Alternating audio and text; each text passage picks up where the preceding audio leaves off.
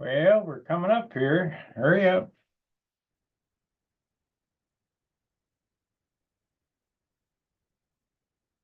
Here we are. Let me shut this off. All righty. We are on a Zoom meeting now. I need to do a couple of things. I will invite you guys here in a second. I'm not quite as organized as Charles was. Let me turn this. Let's see here. Because I don't have the same setup.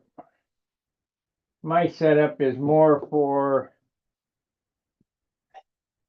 building. Let me set this over here.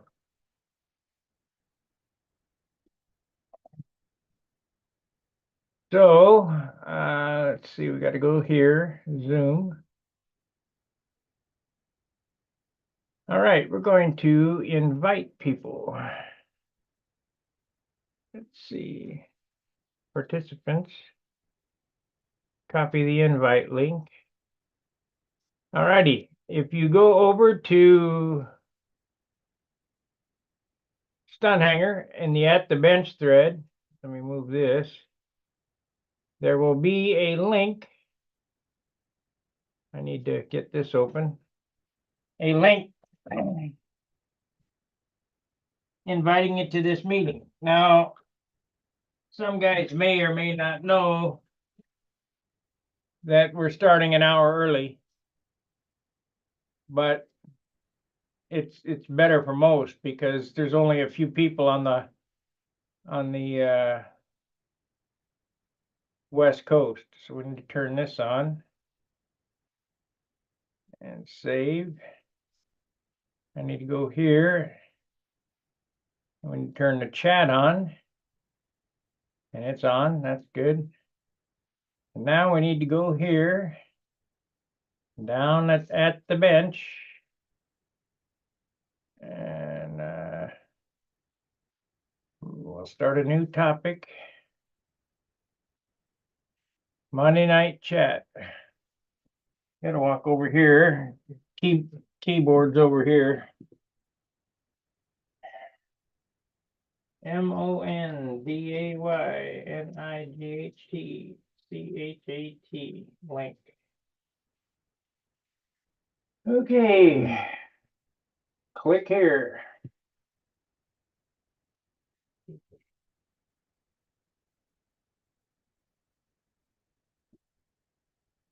And post. All right. You can come on into the chat by going to At the Bench. And the link's there. Now, usually there's topics and things, I don't know what to talk about. I'm just building here at the bench. So until I see somebody come in, I will just build.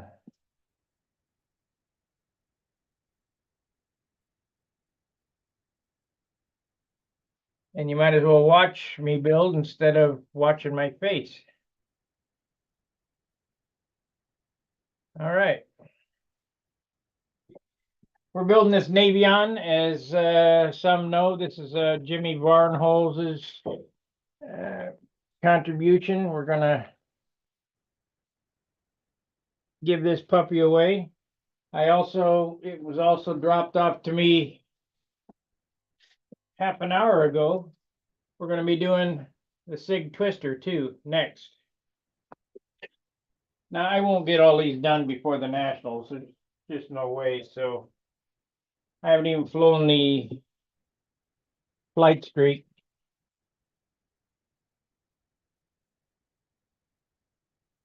So 7 o'clock. We've done my job. It's on time.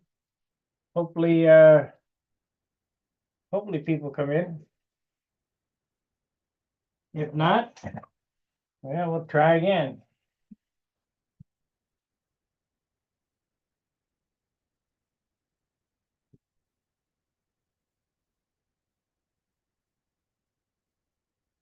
stuff off the bench, so.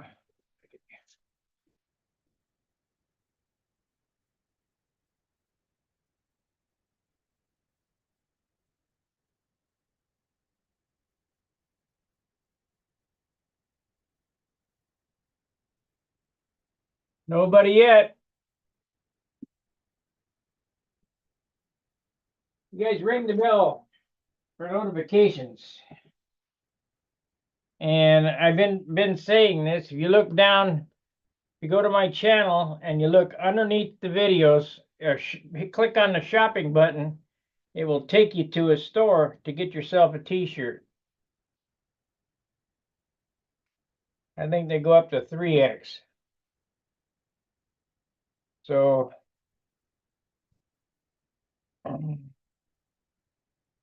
because I did have a hard time getting that 5X for Walter, which wasn't big enough. Okay, so what I wanted to do is I want to drill holes in this thing. That's what I was doing. Now these are not going to be adjustable lead outs. They're just going to be stationary, exactly where they say to put it on the plans. So get this bell crank mounted tonight.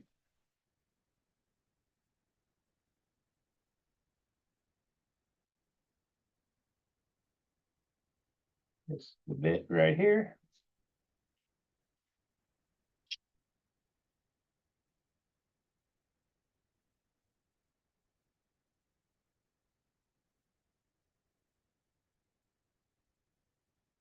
I didn't know how I was going to do these until I thought about it here.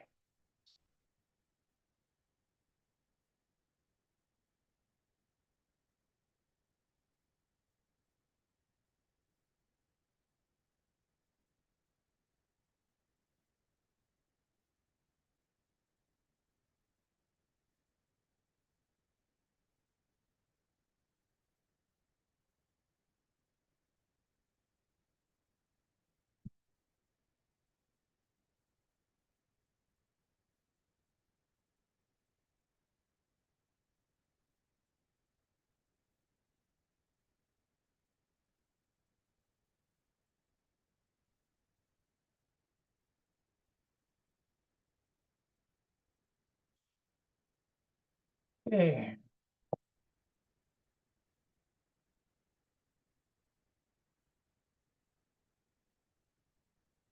I wish I had, oh, there it is. I wish I had those old glue bottles.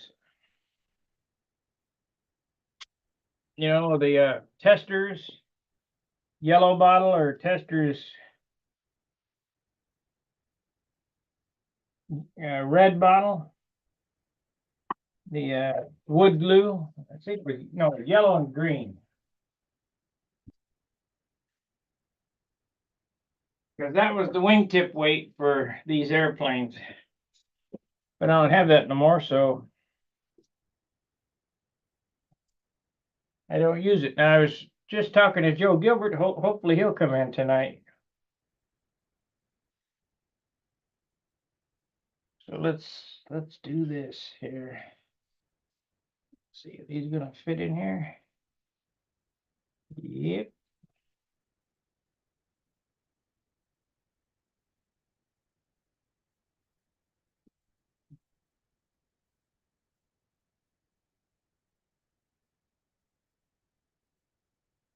I guess I better look at the chat to see if you guys can find the link. So need to do this and go to this and want to go here, here, and we got no chatters. Hey, good evening. Right. How'd the car do? Nope, car ain't been fixed.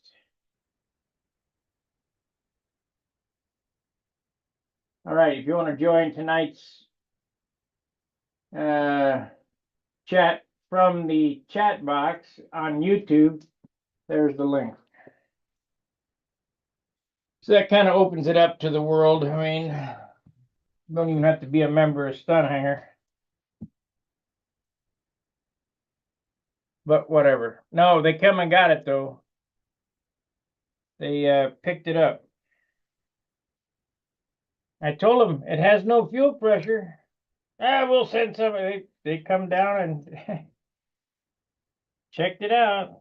They don't believe me. Okay. Maybe on this chat session, I'll get something done because I'm working. Or maybe the chat sessions will just die because we got nobody in here.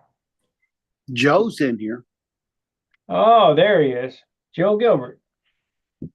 Okay, what are you building on? This, let me get back to this here. This belongs to Jim Barnholtz donated. This is a Navion. Oh, Sterling? Yeah. Well, isn't that sweet? This is one day's work. We got the fuselage done, the wing done. Yeah. Good show. Ain't nothing to it. So now Joe was we were just sharing some thoughts on his airplane he's building. I'd say 53 ounces. He says 50, but we'll see. We'll see. If you put all the weight of all the stuff, this is how I do it. Of all the crap you got, you know, the motor, the tank, the wheels, tip weight box, tip weight itself, whatever. Put it in a box on a scale, get that weight. Add that to your total airplane. And shoot, I can't get this in there. And then add the two together. And then you're going to use urethane. I say 3 ounces for that. I don't know what you think it's going to be. That's probably close to right.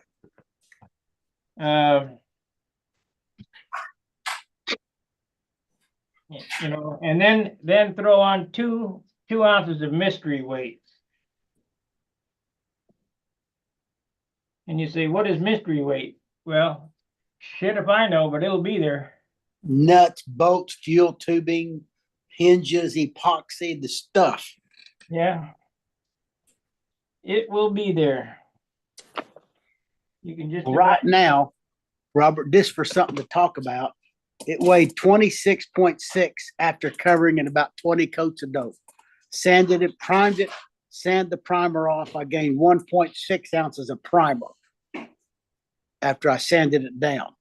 I gained 0.95 of paint, a little less than 1 ounce of paint. So I'm sitting right now at 29.15 on the wheels, tail wheel, main wheels, cowling, no tip weight. So it's 30 ounces. 30 ounces right now. Yeah. So you got another 13 for prop, tongue buffer, engine, carbon fiber and spinner. Tank's going to be another 13, at least another ounce of tip weight. And like you say, another 3. We're going to be looking at 46 or 7 ounces, I think, probably. I think you're going to have 20 ounces of hardware. That's what it works out to be. Close to it. Well, the wheels are already weighed, so you get to subtract something for the wheels. But I figured I weighed the engine, the prop, the tongue buffer, and the carbon fiber spinner at 13. And what does the tank weigh? 2.5? No, just barely 1.25. Okay. Then that made 13 for the engine and all that. 3 for clear, and then another ounce. It'll be 40. It'll be 47 time you get the mystery weight on it. Maybe 48. I hope. And see how much clear you put on it. That's the goal. Don't put more. If you can get by 2 ounces, that'd be perfect. That's my goal. You know how that goes. That's the whole deal with these airplanes. They see them shiny things, and they get, they see that shiny object at the end of the tunnel. And just lay on the paint can. You gotta. I'm probably gonna mix up 3 ounces of clear and 1.5 ounces of accelerator and 3 or 4 ounces of thinner. And when it's done, it's done, dude. You ain't got no more left. And hopefully you quit before you run out. That'd Just be the remember goal. this. Take your paint and weigh it. And whatever's in that can is what's going on the airplane, because No, you're missing half of it with the spraying. Yeah, okay. None of it gases off. Oh, all the thinner goes away, but the other stuff doesn't. All the activator and clear is going to be there. You're right. That's the difference between urethanes, is that it's not thinner, it's reducer. It doesn't gas off. It just that's the reducer is what goes off in the air. The solids go on the airplane. That's correct. The solids are the clear and the activator. That's all the solids there are. Reducer just lacquer thinner, basically. No, it ain't, because lacquer thinner evaporates, or gases off, but reducer doesn't. I'll be darned. Okay. Okay, let's see if we got this now. I've been having it. There's no room in this thing for a bell crank. No, there's not. I built a Sterling Mustang here a couple of months ago for the grandkids, and I ended up cutting a 3-inch bell crank down and making it fit between the spar. Of course, I had a middle spar in mine. You got a spar top and bottom, but the Sterling had that middle spar, and there wasn't a full 3 inches between everything there. This thing shows a 2-inch bell crank in it. Ooh, that'd be little bitty. Yeah.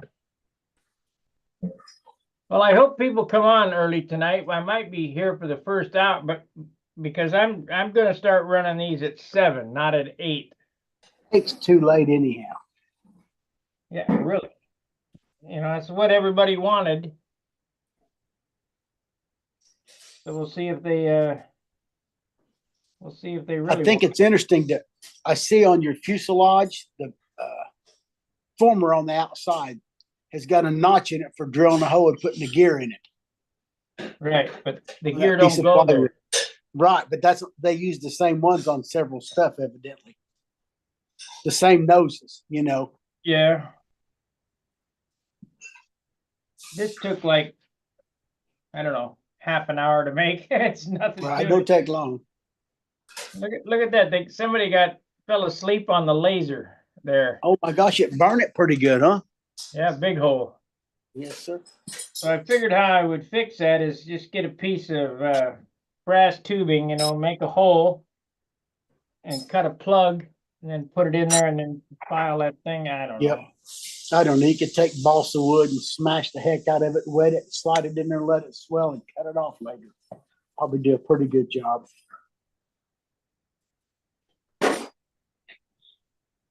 What engine you gonna put on it? Fox 35. Fox 35. That's what I have on that Sterling Mustang for the kids to fly. Yeah, we're gonna need to get another washer in there. It's too loose.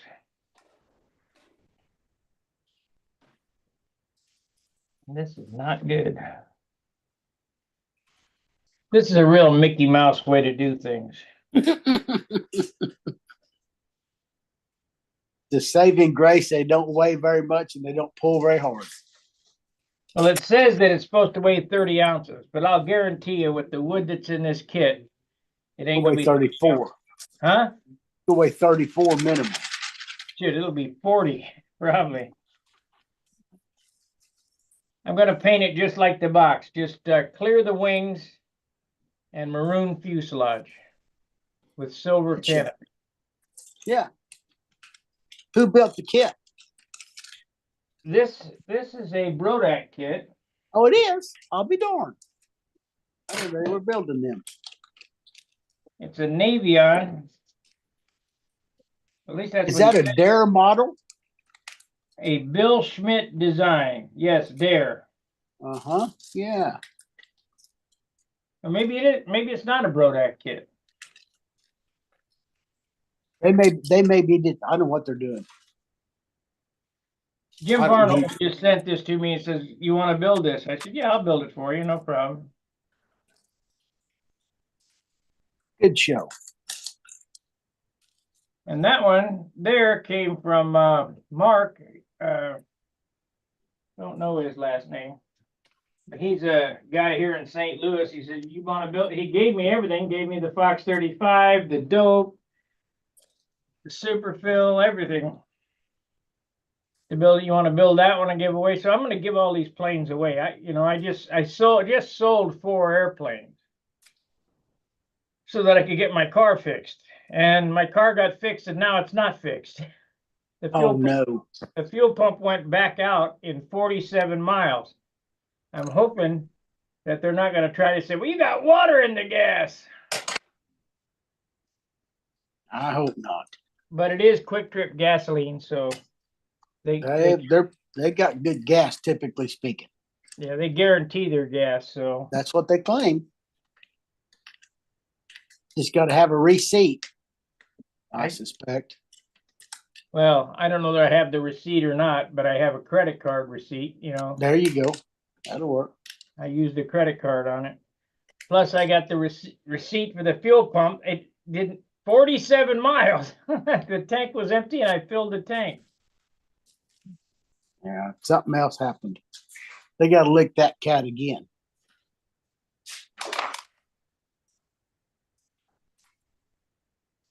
But I know how mechanics work. They don't want to fix that for nothing to do that job again. So they're going to say, "Well, it's your fault. The fuel's bad." Okay, you have to show me. Tell them you're from Missouri. You got to show me. That's the show me state. You got to show me. I'm dumb as a box of rocks. You're going to have to show me. That's right. There you go.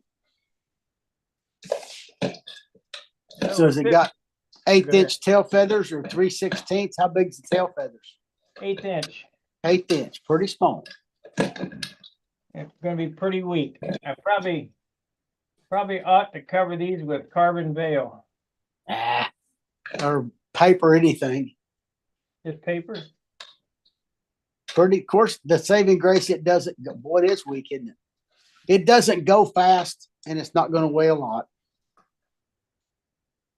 Got an awful thin airfoil. Look at how thin that is. Boy, that is thin, isn't it? Yeah, here's a better side view. The root cord's pretty good size, but the tips are pretty skinny. Yeah, I think it's 290 square inches is all. That's not going to be a stunt chip. Yeah. Says it's classic legal. Well, I'm sure it is. That's good.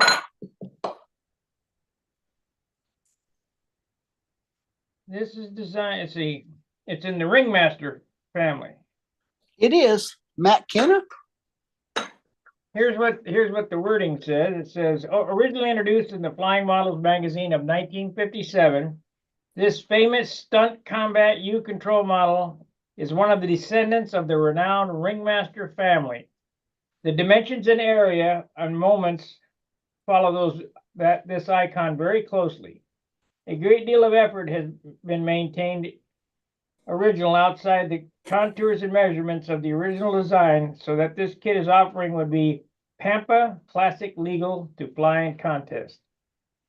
The builder will note that the plans show both the original landing gear and the scale landing gear, which is more aesthetically correct. He may choose to build the model in either style of landing gear, or he can have both types on the same model.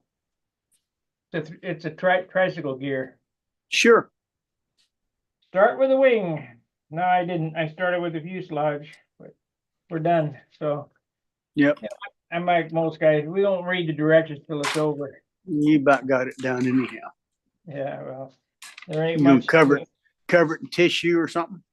Yeah, just silk, man. Yep. I covered my flight streak in polyspan, and then covered over it with silk span. Let me change this so you can see me. With silk span. Sit down. I don't want to. I've been working on this darn thing all day. The Viper. Yeah, one of them. That's the one I'm gonna fly this year. Good for you. The orange I'm- one is repaired. Did you see the repair? No, Let me get it. I didn't. Don't get it down and hurt it. Oh no, it's sitting on the floor.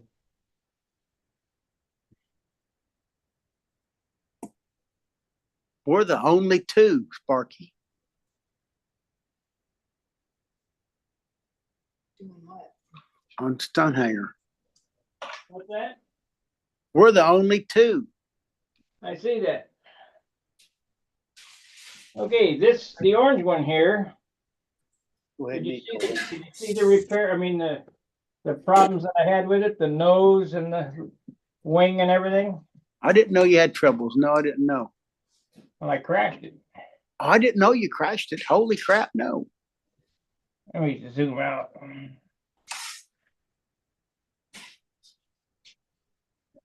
There we go. Yeah, I had like 4 holes in this wing right here. The nose was ate off and the rudder was knocked off Right. because I got the hammer wind at Booter Park, and when I came out on square 8, the wind just forced it to the ground inverted, Oh, and it skid along the ground, and made you sick. yeah, I just picked it up and put it in my car and put it on another airplane and started flying.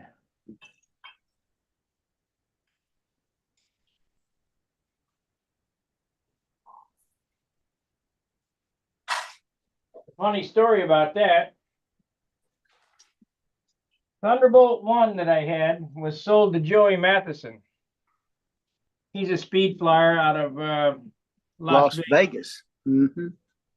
So I guess he still got it. I sold him Thunderbolt 1, and I had Thunderbolt 2 and Thunderbolt 3 done. Thunderbolt 3 was the one that sat on the front row for, I don't know, 3-4 years in a row. But I was getting ready for the Nats, and I was flying Thunderbolt 2, and the outboard flap flew off on the top of an hourglass. That airplane did a barrel roll. I'm not kidding, a barrel roll in and hit like 5 foot in front of me. And when it hit the ground, it just looked like it kept right on going into the ground. I mean, a million feet. It was built so light. Oh, we got John Suplak come in. Got to turn your camera on and unmute yourself, John.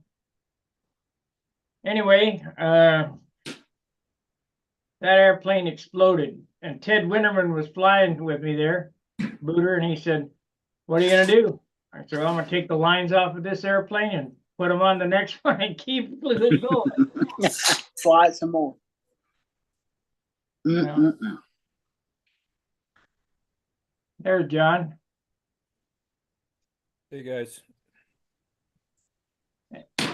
Hello. can you hear me? Barely. I don't think I could turn your mic up. There, is that better? Yeah. Yes. All right, I turned mine up. We're at the new time. Yeah, I knew you were going to change it, but I thought you were going to change it by 1 hour. You changed it by 2 hours. No. Yeah, Started these things normally start around 10 o'clock for me, and Oh. tonight it started at 8. Okay, great. Yeah, well, this is going to be our normal time. I like this better. Well, we'll see how many people come in. But you did change it by 2 hours, not 1. Oh well, we'll see. I mean, 7 o'clock is the normal time that I go on. You know, every show that I do, every night I do a show at 7 o'clock. So Sure, I watch, and that's 8 o'clock for me. So tonight was consistent with that. right. And especially when I was living in Dayton, I just felt, man, I can't come on these shows at, they don't get over till midnight, 1 o'clock, and I gotta get up at 5 o'clock. It's Yeah. too late. Yep. The content was so rich, I would stick with it sometimes until midnight, but It was sometimes it was hard. Yeah, Right. midnight's late. Yep.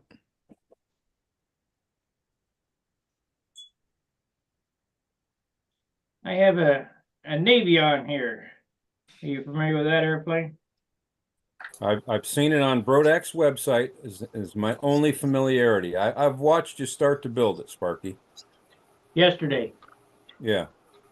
Yeah, one day. Yep. Yeah, I wish I could do that. There ain't nothing to this. I suffer from paralysis by analysis. I think about things way too long before I do anything. Well, you just see what it needs and start doing it. Yeah. What I have to remind myself is something you say a lot, Sparky. It's only wood. Yeah. The only balsa wood. You're not going to ruin your life. It's only wood. It's got to stand in front of it. Yep. The longer you stand in front of it, the faster the thing goes together. We got another Gordon Delaney's come in. All right, Gordo. Gordon? You doing? Hey, Good. Gordy.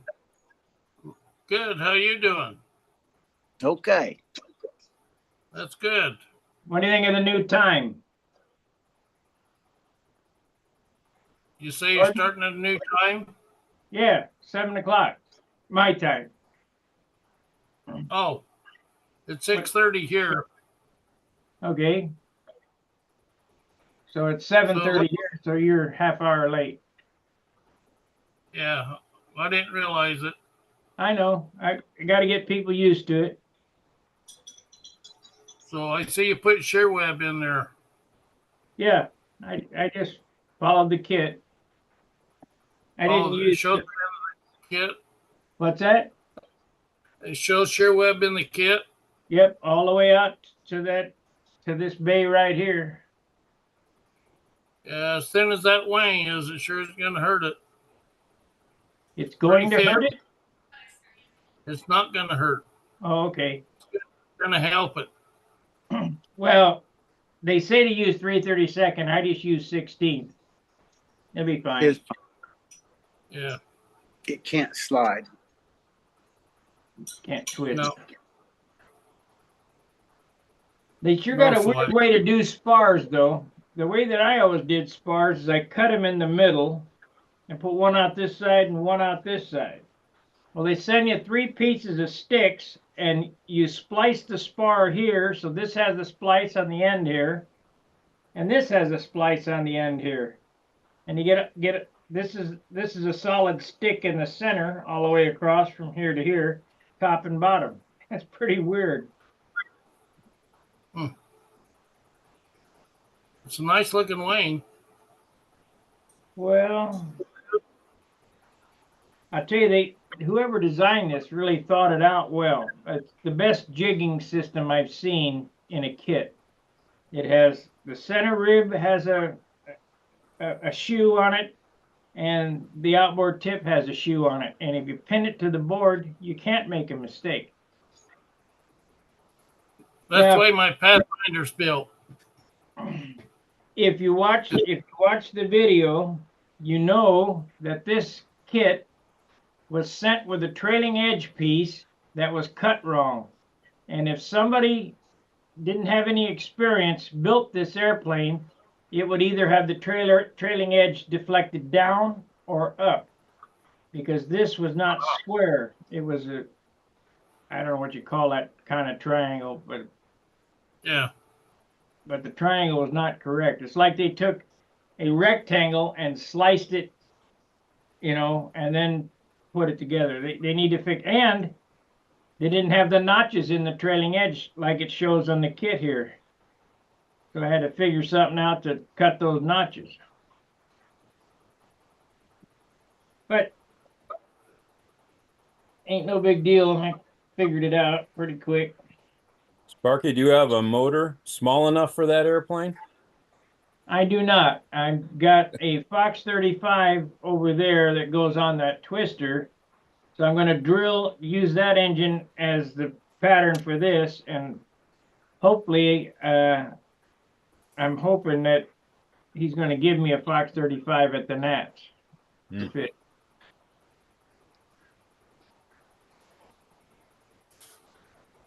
I got about 5 Fox 35s. I'll trade you for one of your motors.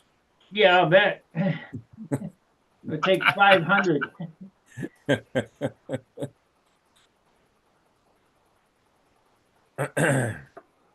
You know, I've never in my life flown an airplane with a Fox 35. Hmm. Never. People say, how can That's that because be? you're, What's that's that? because you're too young. That's Oh, because yeah. you're too young. Marty. I was there when the Fox 35s were going. I was using McCoys, though. That was a better choice. I thought so. You know, I was influenced heavily by Tom Warden, so I had them McCoy 40s instead of Fox 35s.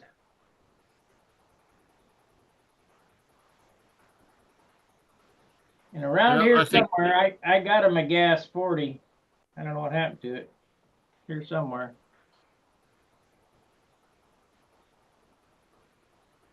he stopped by here on the way to the Nats, and we were having our annual. And one of my friends, Mark Fegner, that designed the twin, lost one of his free flights. And Tom had brought a friend up, so we jumped in my car, or I guess he did, and he went around to the highway, and I cut across the field. And you got to realize this is on the salt flats, and it had a little creek running through there, and I jumped on it, felt solid, so I leaped across, went clear to my knees, and fell backwards into the muck. Ew. Got up. By the time we got to the highway, we spotted Jay Jackson's free flight. So he parked the car and we walked out as far as we could. And it was sitting in about a foot of water. And so this is salt that's got water sitting on top of it. I says, how are we going to get that? And he says, well, I'm going to swing this 2x4 or 2x6 out and set it on that fence post that was out in the water. And he says, then I'm going to walk across that plank and I'll just reach down and get it. And I said, well, okay. So he and his friend and I, we stood on the plank on the solid part. He walks out there like a trampoline artist, squats down, reaches down, picks the free flight up, turns around and throws it back to us, lost his balance and went into that muck, went clear to his waist. Oh, God. He pulls himself out with all this yucky, mucky. It's not like regular mud. It's really, I know what it is. yeah. Anyway, he gets it, pulls out, no shoes.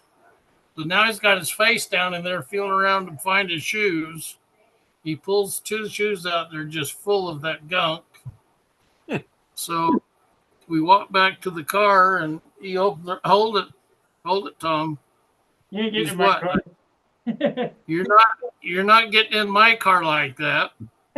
He says, well, you're muddy. And I says, I'm not getting either. We'll sit up on the front fenders and your buddy here can drive us back to the pits. So we sat on there and we drove back to the deal and gave both of them their free flight back. And he says, well, how are we going to get home? I says, well, we're going to strip down to our shorts is what we're going to do and throw the clothes in the trunk.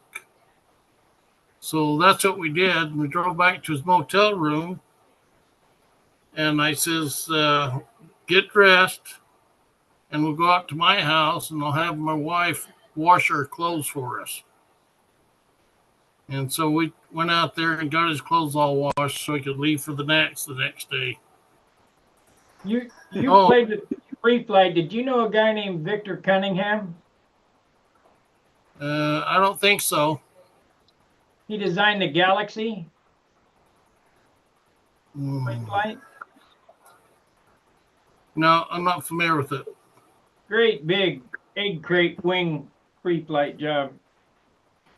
He was our Pettit rep. Yeah. Tom was our testers rep and Vic was our pettit rep, hobby epoxy. Oh, yeah? Yeah. Well, it looks like we got a couple more guys. One guy ducked out, James Clark, but Denny, we got Denny. What do you got going on, Denny? Turn on your mic or something. We can't hear you. How about now? Yeah, we hear you. All righty. No, I've just been trying to finish rebuilding that airplane for the Nationals, and I promised myself I was going to have it done 2 weekends ago. Then I was promised myself it'll be 1 weekend ago, and next weekend is 2 weeks away from the Nationals. If it ain't done there, it's kind of a lost cause. Probably is anyway. But I just want to get the darn thing out of here and get on to other things. I want to build a Navian too. So, well, I saw your new project there on your build threads. That's looking. I think that's going to be fun. Well, I don't Yeah. know. I'll fly it, but Yeah.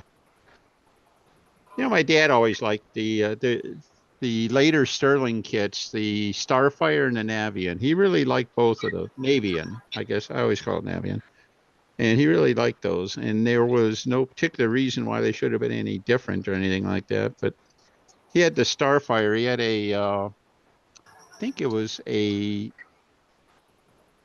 I think he had his combat special. He had a Blackhead combat special on it. And that thing, it looked like a jet, and with that engine, it went like a jet. But I suppose it was probably going 75, 80 miles an hour. Wasn't like it's really moving, but it sure looked like it. And he really enjoyed that. So, but he always liked that and the Navian, as he thought were the best flying of the Sterling offerings. So we're done. Ready to go. One day. that's it. Paint it tomorrow Yep. and good to go. Yeah. I'll be back. My wife's calling me for dinner, All right. so I'll hurry. Okay. All right. So I see you got, I actually went into the Stunt Hangar to see what time you were going to start the show. And I didn't see a starting time. So I thought maybe you posted something on the website. And I went over to the website and here you are. So I was kind of surprised to see you here. There's a link in Stunt Hangar. Yeah, I didn't see a time for the start. Well, I didn't look the at the right time link, was obviously. when I posted it. But Yeah, there was a link for the meeting, but I didn't think I didn't see a time. So, let me put a time in it. all right. Anyhow, yeah, I thought you were coming on at 9 o'clock Eastern, not 9 o'clock. Well, yeah, what are you? Well, you must come on at what, 7 o'clock Central? 7 o'clock Central. Okay. That going to be your new starting time then? Yes. All right. Cripe, you even got Joe in here with that, so he's not up past his bedtime. That's So, right. 11 o'clock's too late. It's too late. When are you getting to the Nats, Dennis? When I'll be there Sunday to run it intermediate. So Saturday sometime. no, well, 85 miles away. I'll probably just show up Oh. Sunday morning. So Gotcha. You're close. Yeah. I could literally commute on a daily basis. So anyhow, how about you? You're going to get there a day or two before Saturday sometime, isn't it, Colleen? Saturday late, I think, is where we got a house All set right. up for. Terrific. We're going to stay we're going to stay to the end of the world. Uh-huh. Go to everything while we're there. What the heck? It doesn't come to America very often. Just go and see everybody. Mm-hmm. James Clark is back. As soon as he gets his camera going, we'll get him in and see. I don't believe I ever met him. I see. John, how's have you got that new Cardinal Evolution up in the air yet? We don't have our hands on it yet, Denny. Okay. I thought we would by now, but Uh-huh. we don't. Hopefully it's going to happen soon, and we'll call you with lots of questions. All righty. Sounds good. Let's hear from James Clark. You got to unmute yourself, James. I think he might be frozen there. Hello bandwidth, okay. Hello? Yeah, we hear you. Yeah, I don't Kind- know how to work this thing. Down there at the bottom, the left-hand Just- corner, it says audio, and if it has a line through it, you're muted. Okay. All right. So that's back. If you're having bandwidth issues, either shutting off the audio or the video should help, shouldn't it? Shutting Yeah, off his video. camera, maybe. Shuts off the No. camera and unmutes the mic. We can hear you. Yeah.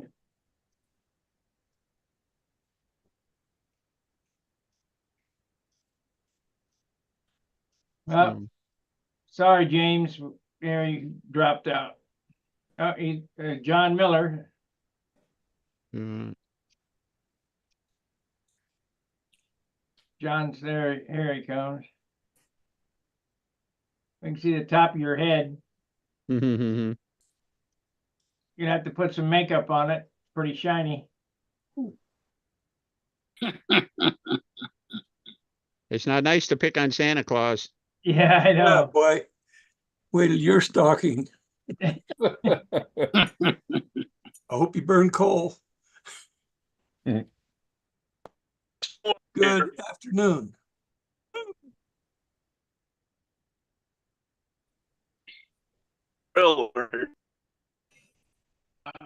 What we got here?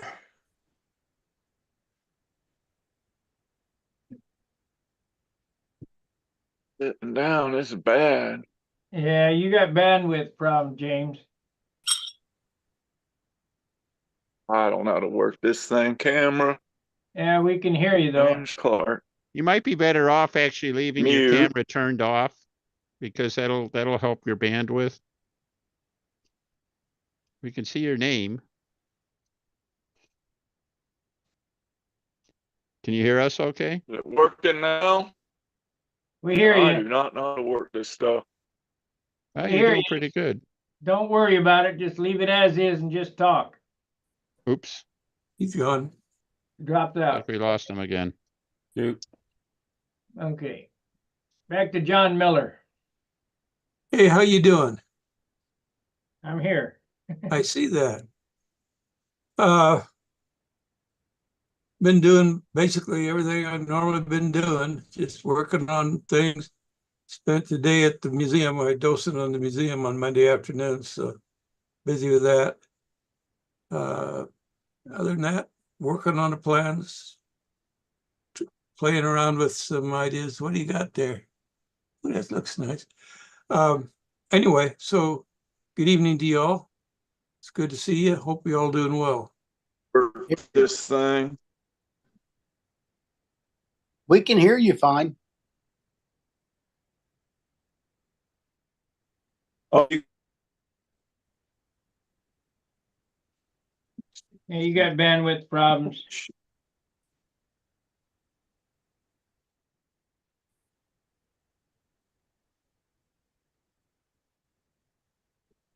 Because you're outside. You need to Maybe. get close to the router. Is he running Windows 7? yeah, I'm way out in the woods here, sort of 6 miles south of Mayo, pretty much straight south of Mayo, 6 miles. Mayo, Florida.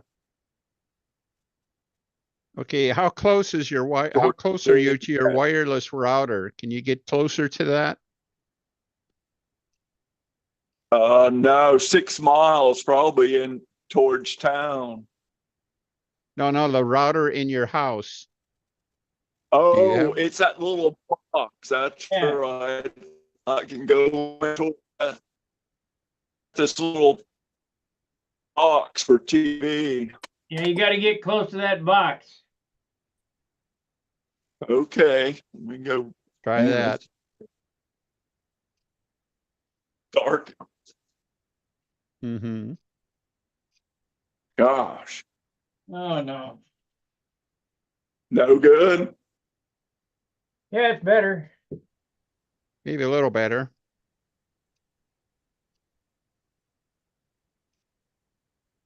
next to it. Right there, some little square box. Okay. You're breaking up badly. You see down at the bottom of your screen, all the way, or second thing from the left, it says stop video.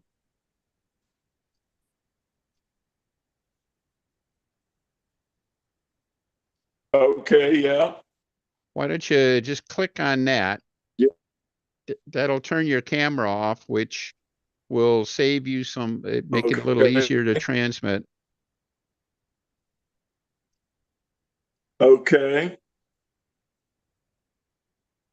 All right, do you have a, okay, that worked. Oh. Okay, can you hear us okay, by the way? Yeah. All right. That might have helped a little bit. Where'd you say you were from? Mayo, Florida. Actually, I retired out of South Florida, Lake Worth, and moved up here 20 years ago, so to take care of my parents. My mother was from Mayo, Florida. Hmm. Okay, is that northern Florida then, or whereabouts in the state? But County. Right, it's about 30 miles from the Gulf of Mexico, from Steenhatchee. Okay. Across Okay. from Tallahassee, straight east, well, southeast of Tallahassee, about 80 miles. All right. All right.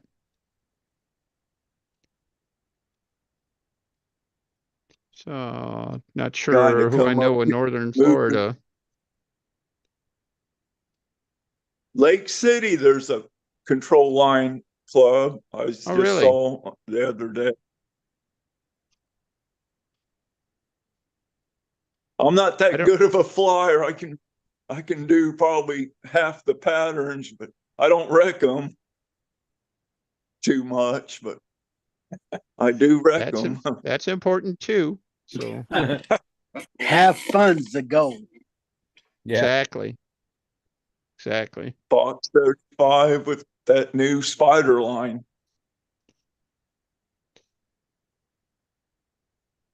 Yeah, got to add that old. Spider wire lines?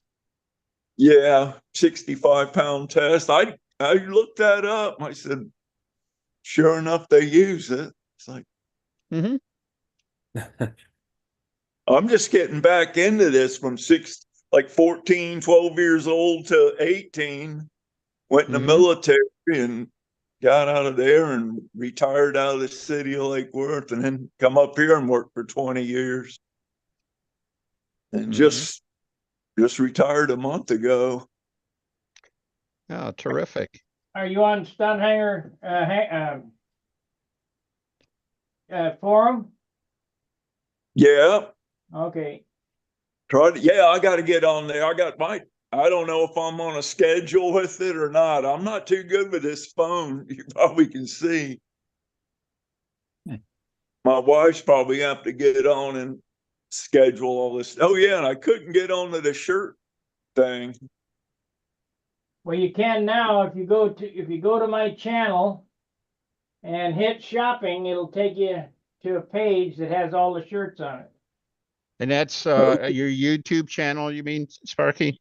Yes. Your YouTube site? Okay. Yes.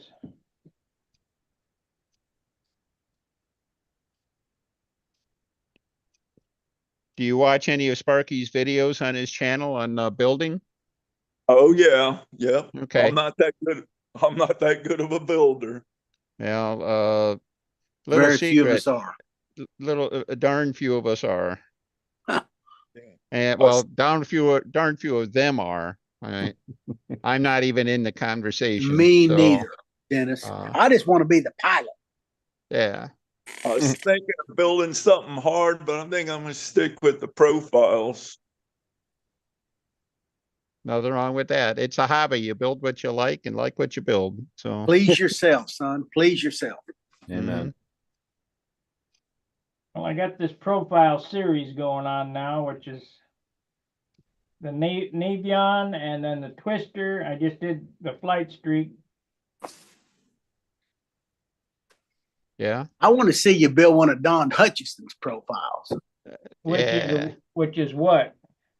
Well, he's got got a bunch- 27 of them or 28 of them. How many's Don designed? He got a Navion even. Perry Rose He has his does. Navion. He does. Hutch put together a lot of very realistic, very scale profiles. Joe, you had really good experience with. Yeah. I made a pretty good living with that T6 for a long time. Uh-huh. I pulled up at Brodax when I first met Sparky, pretty new, and it's 2008, I think. And I was unloading my truck and I handed that T6 out to Colleen. And Sparky said, "You flying scale?" I said, "No, that's my profile stunt ship." And he said, "That?" I said, "Yeah, that's a profile stunt ship." He said, "That can't do stunts." I went, "Shh, it don't know that." Mm. It flies pretty damn good till the wing folded. Twice, well, 3 times finally, but yeah, 1,000 bunches of flights, dude. That T6 and me we was friends. Don's airplanes, I think any of them will fly pretty darn good. I've flown half a dozen of them, probably, or thereabouts. He even built a Cub, a J3 Cub that flew well. Yeah. I flew this morning. I was all over the sky with a Sky Ray. Good Tried to do a clover leaf, and man, I get halfway through that, and I just don't know where to go next. Away from the ground. Yeah, that's what I was doing. I was going to skip side down, going at the ground, give it down. Yeah. Speaking of Cubs there, Joe, Tight line. I flew the Reed clipped wing Cub Did and you? also a Super Cub. I did. I flew the original. Oh, the original one. I've flown clip wing Cub with the 85, but I never flew the original, of course. Yeah, the original, they clipped. Back in I can't the remember how 50s, cut probably. off. I don't know, but they cut the inside off and left ailerons big, And all I remember Right. was when you pull the power to idle, it sucked to the earth. It came That wasn't down. that bad. This had an A75 in it, Uh-huh. and he was building a 200 to put in it, Woo! and he got killed in a 182 before he had the motor done, but he had wrecked the Cub doing a hammerhead on takeoff. Oh, man. Screwed his back up. He had the fuselage all repaired and the lining repaired. And he took some elk hunters up. I was supposed to go, and the group I was taking up couldn't go, so we swapped days. And the guy that owned the 182 asked me, he says, "Is there any way to find out if there's been an accident?" He says, "Doug should have been home a couple hours ago." And I said, "Yeah." So I called Harold at the FAA, and he said they had the ELT going off up in the area that he was taking these elk hunters up. Oh, that's terrible. And he flew down the canyon, and we did it many times together. You never fly up a canyon. You circle until you get altitude, and then you come back down again. But I think he thought because the 182 was so much Power. faster than his Reed clipped wing Cub, we flew down the canyon. And the guy wanted to go take a second look, and so they turned around and started up the canyon. He told the guy in the right seat, he's the only survivor. He says, "I'm sorry, guys, I don't think we're going to make it." I guess the stall warning was going off. Snap rolled one in the trees. He was killed instantly, and the guy in the back ended up with a broken back. And the guy was going to help him out. He said, "No, I think my back's broke. You go get help." When they got back, he was gone. Really broke my heart. It was really good friends. Yes, sir. Hey, Sparky, can I do a screen share? Yeah. It says it's disabled. Well, then I guess you can't. Let me see how to turn that on. Okay. Let's see. Default captions record, whiteboard live stream. Participants. View. Gallery, screen share. Let's see. How do you, oh, let me see here. Okay, multiple participants can share simultaneously. Advanced sharing options. All participants. Okay, All right. there we are. This is for bring a tear to Joe's eye, whatever. There you go. That's what This I'm is talking the about. Hutchison T6. You can see the fuselage is awfully scale, and actually he did a nice job with the wing too. The mid-wing dihedral joint and all that is kind of a nice touch. It's a And decent flying airplane. It really was. yes, it was. And all as near as I've seen, all of his airplanes flew pretty doggone good. They So, do. They're not. He used a basic plan on that. You know how big stuff was. right. I think they were all derivatives, and nothing wrong with that. If it works. They worked. I mean, I've So- flown the, I don't know, Wildcat, Chipmunk, T6. Mm-hmm.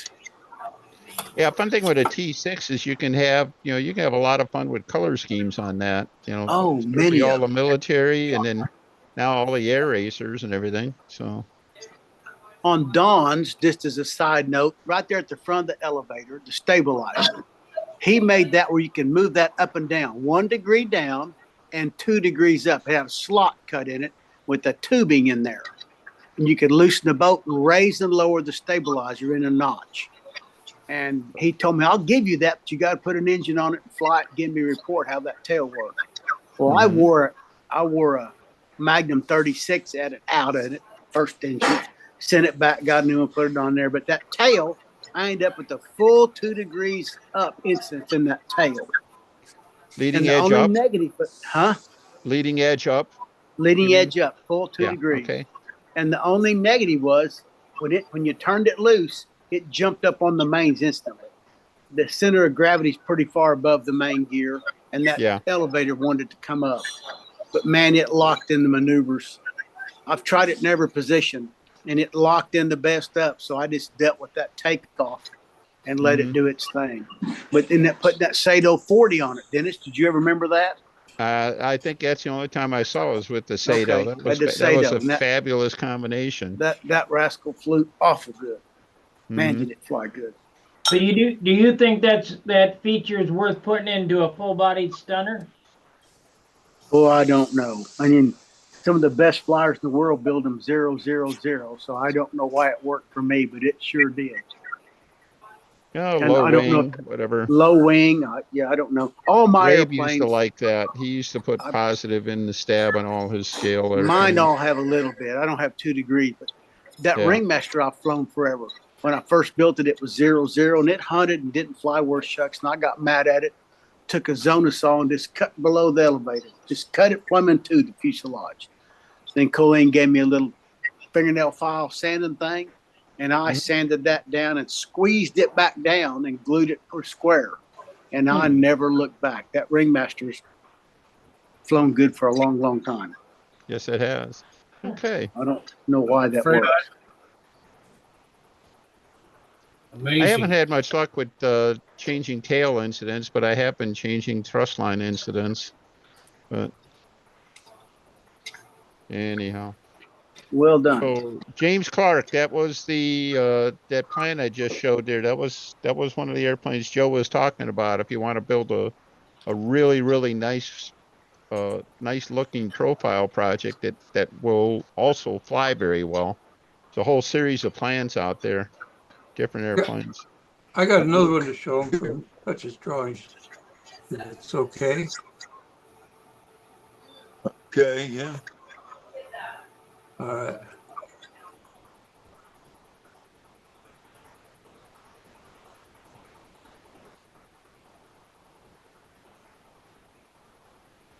Be there soon. Is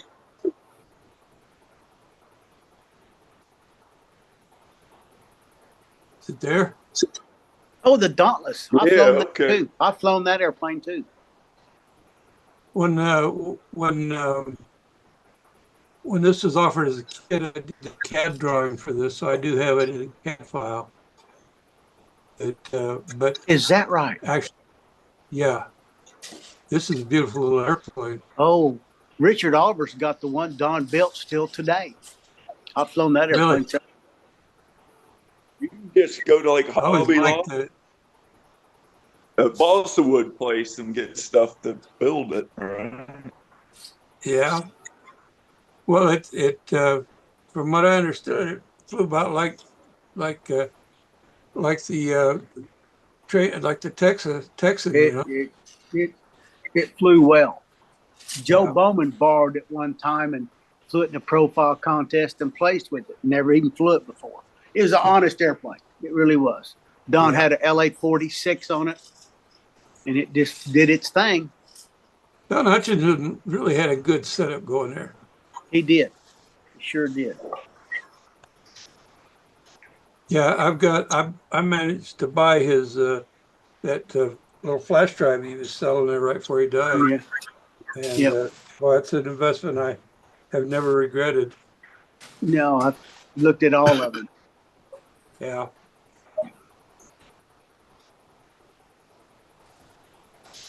That's the one I want to do. Oh, Yeah, Bowman, I've flown that one too. yeah. I've flown that one too. Joe Bowman's got that one, Dennis. Hmm. How does it fly? It's a tail swinger. It doesn't have the groove as much as it needs to have. I don't know why. The wings are pretty narrow. You think they're a 6-inch cord, Dennis? 7-inch cord? I don't know. It's pretty small. If you could do the whole pattern, no question. Joe's had several inches on it. Mhm. It'll do the tricks.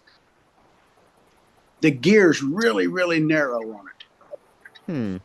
I'd go out of bay on the gear, or half a bay anyhow, just to get a little more stability on the ground. Hmm. I built and flew Jack Sheik's version, you know, and it flew actually fairly well with its Cool. narrow wing.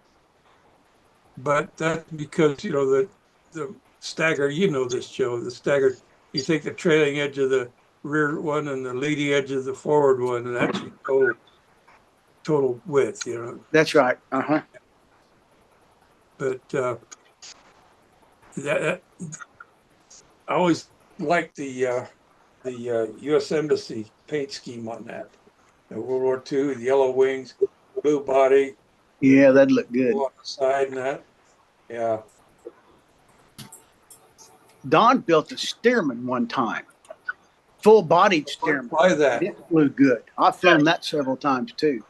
It flew really pretty good. Then he offers it in a profile too in that series, I think. Let me see if I can find it here. Hold on a minute. I think he does. I think he did. Stand by. I got it right here, John. You got it? Oh, Okay. good show. Look at that. Yes, indeed. Yeah, the reason I wanted to build the Beechcraft is no Cobain. Yeah. Yeah. That. I feel a whole lot better gluing the wing to the fuselage than I do gluing it on the struts. So Yeah. Oh, dude. Well, if that thing flies anything like his full body one that I saw Bart fly. Yep. That's the same one. That airplane will fly. They all fly, but mhm. the full body one, he had a round bell crank in it. You ever seen a round bell crank? Yeah. Yep. That way, it had two little bitty holes coming out of the fuselage. Yeah, It no didn't have to swing have, in it. yeah, Yeah. no swing in it. Don was almost a genius at that stuff. He was really quite good at Yeah. Yeah, he figuring was. stuff. And he was pretty fast at drawing Yes. them. Yep. Yeah, he did Bart them the flew old-fashioned way with pencils and French curves and everything like that. So Yeah. he could work fast. So Yeah, Bart flew that at the Golden State one year, and I think he placed second or something with it. You know, he really flew it well. He says it flew good too. It did. It sure did. You know, that was the full-bodied one. Uh-huh. Yeah. I think he built two of them, and the granddaughter got one. I think his granddaughter wasn't she a helicopter pilot in the Navy? Gordy, does that sound right? I'm not sure on that. I know She I was think in the John news. crashed the first one. And he built a second one, and Bart says it didn't fly quite as good as the first one. Uh-huh. Well, I know the granddaughter got one of them. I don't know which one it was. Yeah, it had been the second one, Joe. Had to been the second. He built a Sammy Mason one too, I saw one time. Yeah. Beautiful airplanes. Yes, sir. Let me see. The last one I showed before was a P-38, and it's the most scale-looking stunt P-38 I've ever seen. He was magical with that a little bit, John.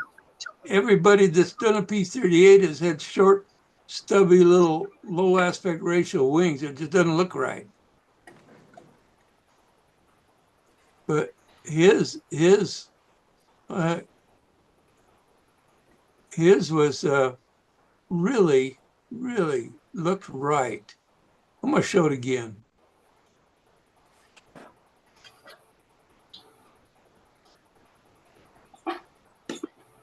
Hello, Stuart.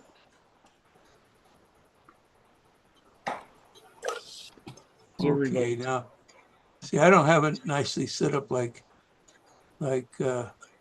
Dennis has. I have to search through it every I bit. keep losing. Well, I've gone Storm. past it twice, I'm sure. Never mind. You got Find it, the I Dan? can Wildcat. find it. Okay, Show the Wildcat. It's a good one too. I don't think I have a Hellcat, not a Wildcat. How many done? Okay, hang on. Stacking up here. Let me find the P-38. It was right. Wish I knew how to do all that. I wish I knew how to do all that. Yeah. What are you doing on the couch? That sounds like my wife. That's dog.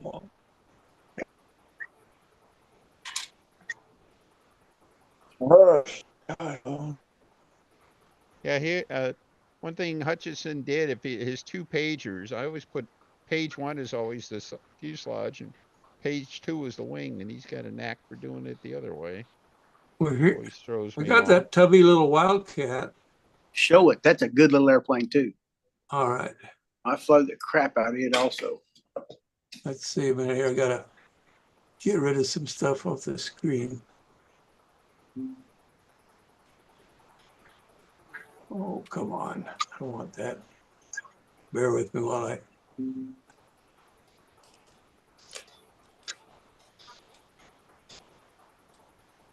Here, there we go. Let me check. While the you're chat. looking, Oh, cool. That's a profile? mm-hmm. Uh-huh.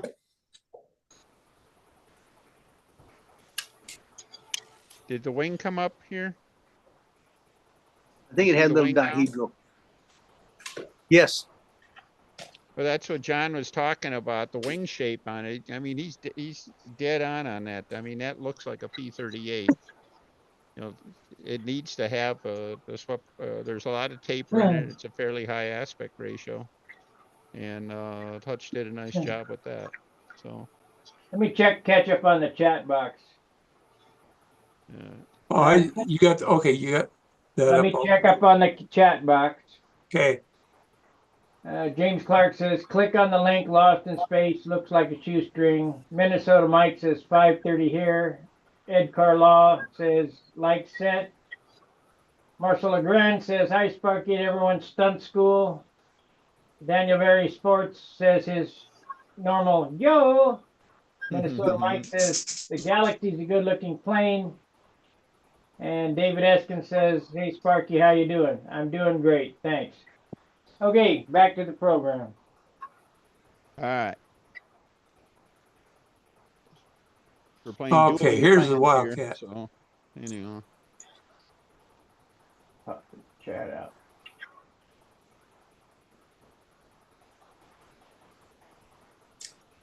I flew the heck out of that airplane too. Had that same Sato 40 in it. Uh-huh.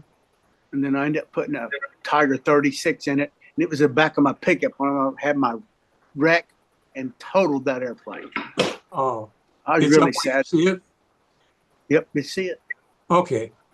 It's a stubby little thing, isn't it? The It's Wildcat. supposed to be.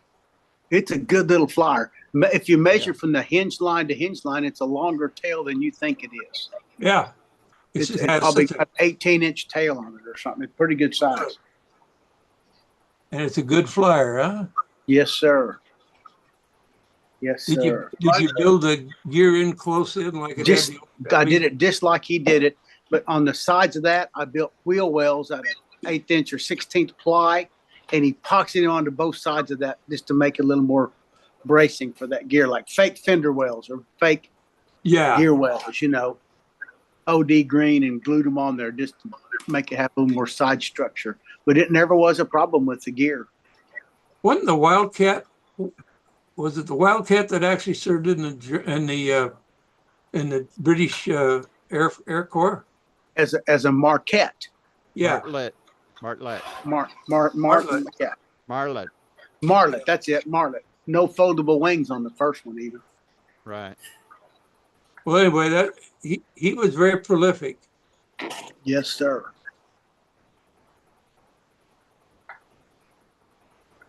It's kind of fun to look at his designs, I tell you. I like it too. Look at there. Let's Got- see. He had a. Get I the got Stewart, he the hasn't been folder up here. into He yet. had a Sky Raider, a Beach T-34, and I think he had both the turbo version and the That's right. regular. A BT-13, what vibrator, right? Fault Yes. vibrator or fault vibrator. Cranfield built the T-34. It's a Chipmunk. good car. I got a chipmunk out in the garage. Yeah. Hey, And Stuart. Corsair. Hey, let's get Stuart in here, Denny. Yep. Actually, I've got something I want to ask you guys. I went to Michigan on the weekend and to a contest here, so it was fun. On the Pathfinder, do this.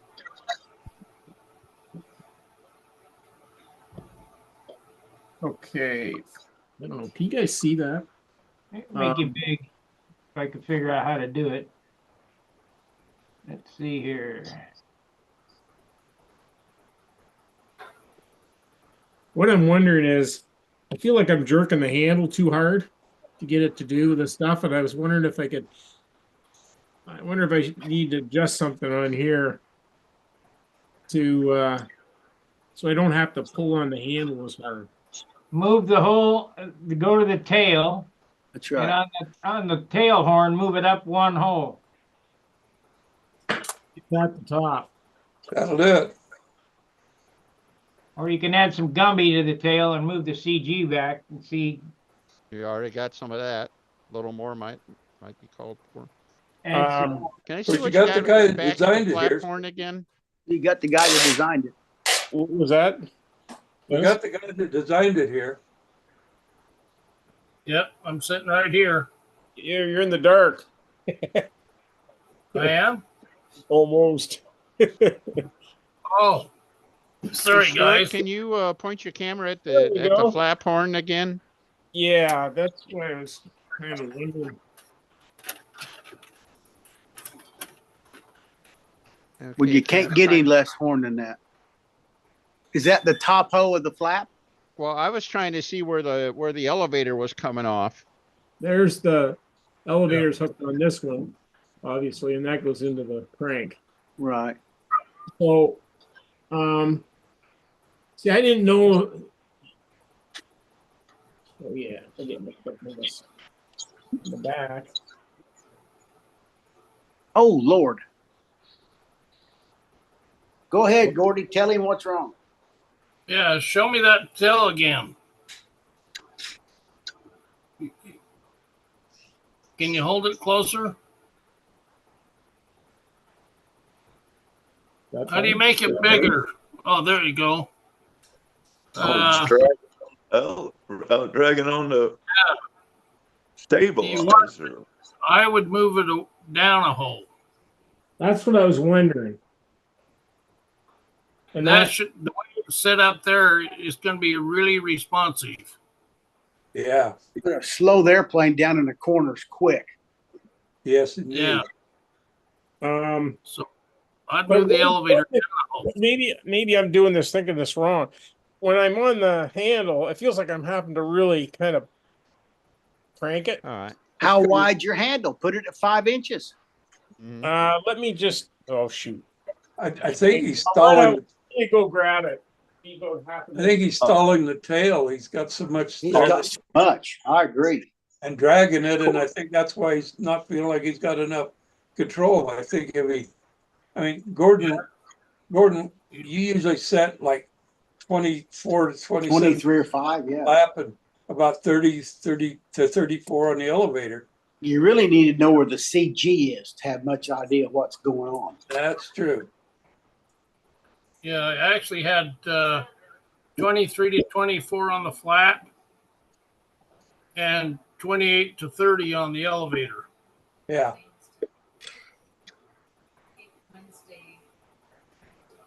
You got wide handle spacing. This is what I got. Yeah. Where is it?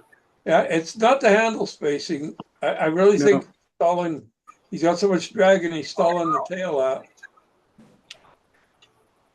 Do a CG check for Sturt sometime. Just put it on, see where the CG is. Gordy, it needs to be what, 23%, 24? I set mine at right at the spar, Right to spar. There you go. right on the spar. Tail heavy. Your tail heavy. Yeah, boy, it looks tail heavy. Yes, sir. Have you got tail weight in there? Yeah. Take it off. And he's Okay. looking to get more turn, not less. So Well, I get the turn, but what I guess not. It's turning pretty good, I think. But sometimes I feel like I'm having to really crank the handle to do that. It looks like it should be and see stalling. the wing flaps. Did you make them stock or did you make a change on that? I- Show me the wing. Just show me the this- wing with This the was flaps hands look like down at the tip. Here's the most important question. How much does it weigh? How much does it weigh? I can give you a foot measurement right now. It looks like it's got lots of control. Lots. I don't understand them flaps for it. Think they'd fight one up. You think they'd fight each other. You're 50 making extra lift. When you give the elevator up, they go down to give lift. You can drive through a corner better. I'm 50 ounces. Not How him. much? 50. I've seen 50. a 45 at 50. What's Mine's, that? new one's 49 ounces. Now So- here's the next important question. Does it feel heavy both inside and outside?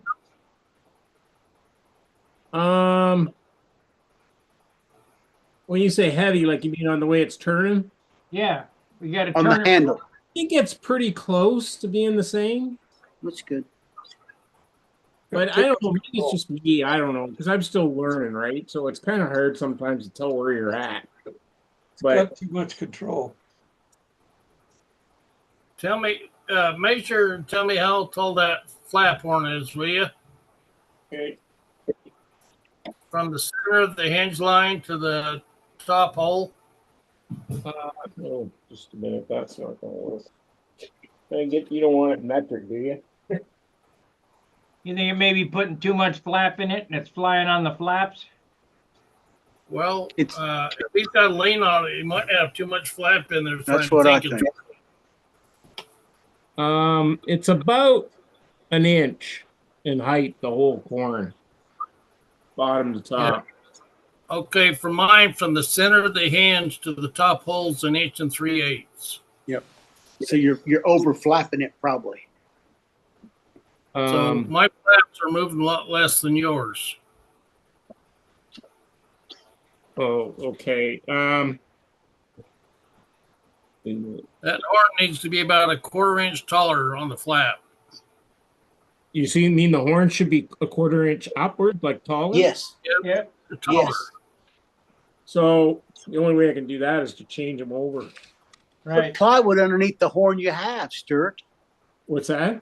Put a piece of plywood underneath the horn you I have. see what you're saying. Okay, I never thought of that. Yeah. So I need And to they move. they Okay. sell taller horns. They do. So you said it should be up 1 1/4 inches? From the hinge line. Mine Yeah. is in Okay, from 3/8. here. Yeah, from right here, like where the hinge joins, up 1 1/4. 1 3/8. One. At least mine's 1 3/8 from the center line of the flat. Okay, let me just. This might be a better idea. Yeah, I'm about 1 inch. So I need 3/8 of an inch plywood under here. You're saying? You could, if you don't have they make taller horns, but I don't know if you got one or not. Yeah, I just don't know if I want to change this before the gnats because I don't know if that'll screw up my flying or not. But it might make it better too. It'll actually help your flying. Yes, it will. Your airplane's so overflapped in the elevator that it's probably stalling in the corners.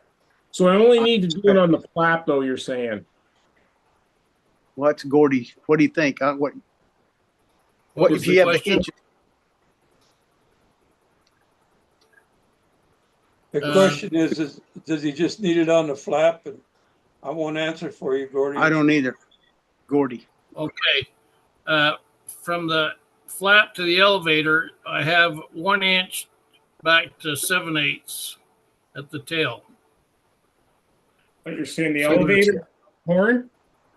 Between the flap and the elevator and the height of the push rod, I have 1/8 of an inch closer to the elevator. So you're 1 inch at the flap, I'm 7/8 at the elevator. And I run about 23 degrees of total flap. 23 degrees up, 23 degrees down. Okay, hang on. Okay, let me tell you. Let me see what I got right now. That would help. He's got way too much elevator, I can tell you that. Yep. And the thing is, at 50 ounces, and you're showing it's tail heavy, it shouldn't be showing tail heavy. Mine's 39, and it balances right on the CG. Okay, let's go back to this. Sorry, with this, I need to add 1/4 inch on underneath there.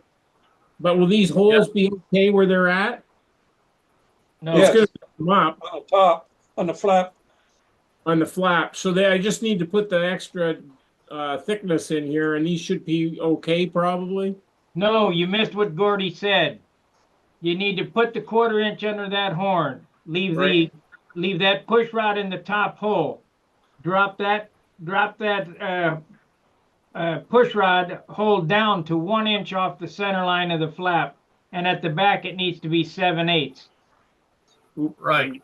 I'm getting total. Okay, on the top, should I leave the one going to the bell crank there once I add Yes. the? yes. Okay, so this one you're saying I have to move? The bottom one needs to go down till it's 1 inch from the center line.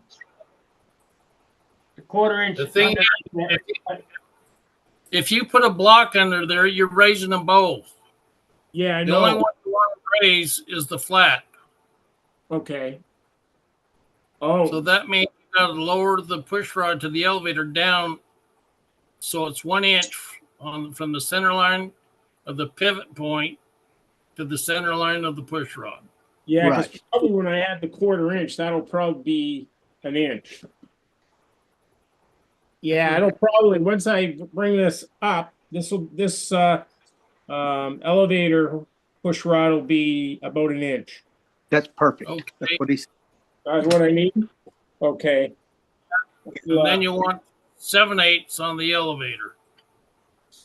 Okay, hang on. See, that'll get rid of all that flap you're throwing out there. The elevator. Okay, hang on a second. I just want to see where I'm at with it right now. Oops. Do you have any degree wheels to check how much degrees they're moving? No. But if Can I you move, show Can you Uh, show me a straight end from the wingtip down the flap and move them? oh, okay, yeah, just a sec. You know, put the camera right on the wingtip. You want to see, yeah, the camera here? Just like Yeah, that. look out. Yeah, now move your flap or move the controls full throttle both ways. Oh, yeah. Except you can't see it now.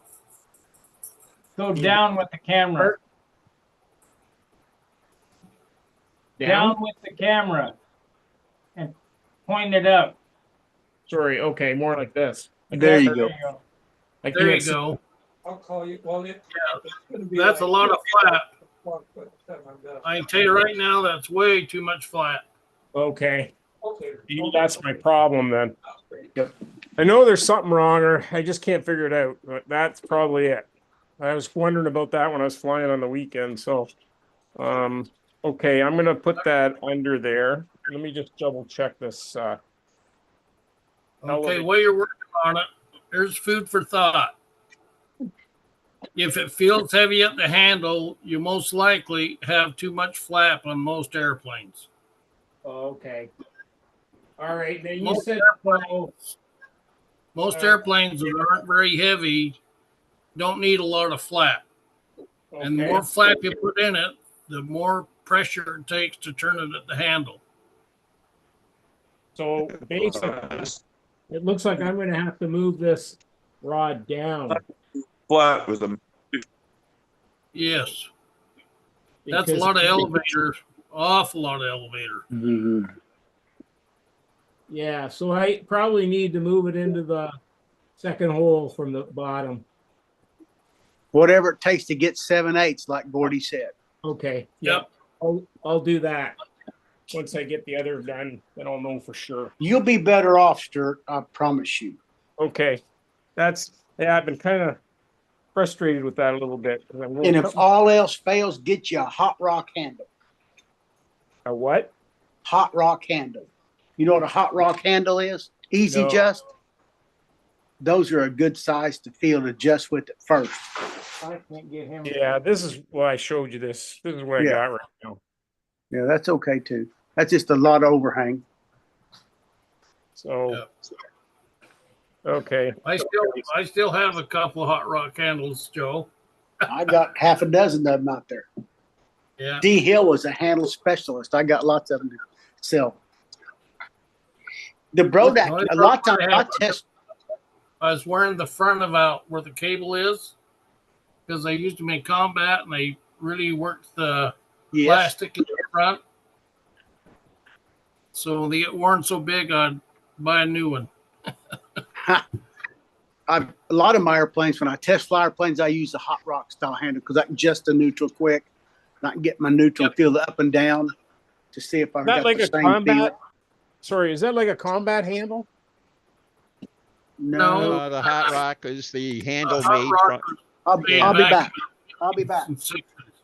there's one, there's usually a hot rock buried with the dinosaurs when they find their bones. Yeah. Yeah, So, that's right. It was the stunt handle of the 60s. now that What's we that? try the 50s.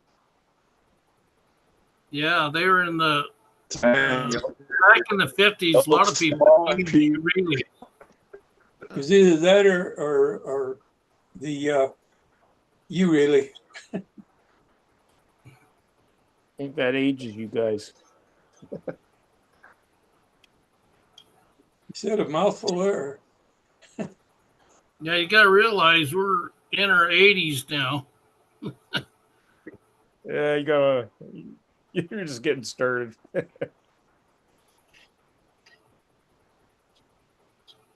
So, yeah, sometimes it gets frustrating because you don't know what you're doing sometimes, and I don't know.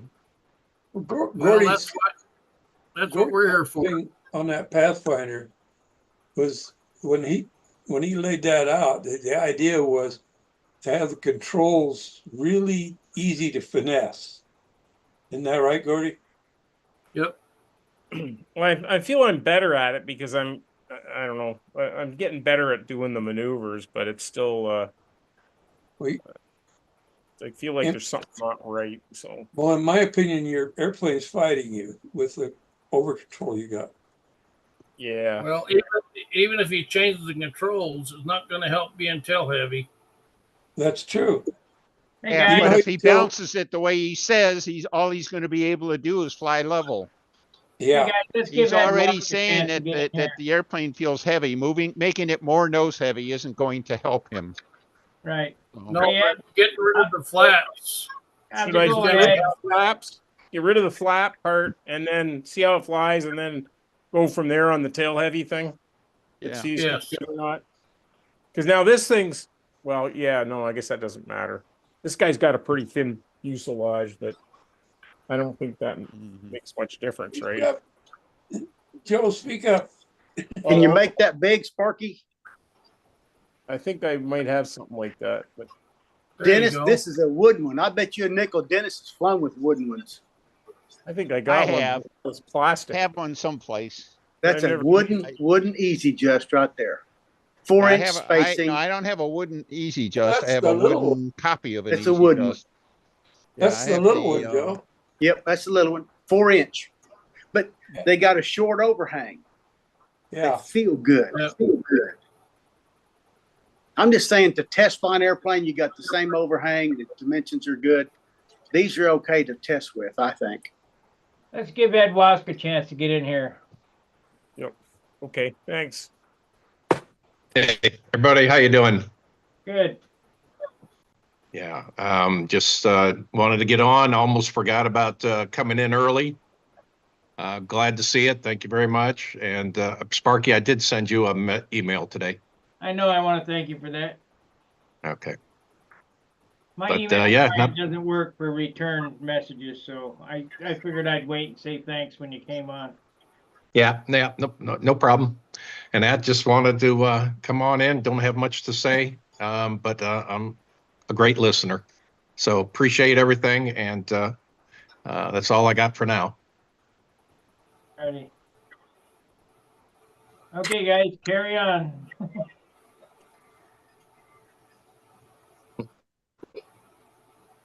You were talking about a degree wheel or whatever as an inclinometer. I bought one of these for woodworking, setting my. Let me pin this so you can see it. You need to get one of these. Let's see here. Oh, this one. It's an inclinometer. Let's turn it on here. can't make it big. There you go. And you just, you zero it on the bench to 0, and then you put it on your flap, and that'll tell you how many degrees you got. Of course, you got to hold it still. Not Okay, very. I'll show you what I use, Sparky. I'll go get mine. Okay. A compass. It's related to a compass. Works real good. It's one of them half clear plastic things, probably. I got one.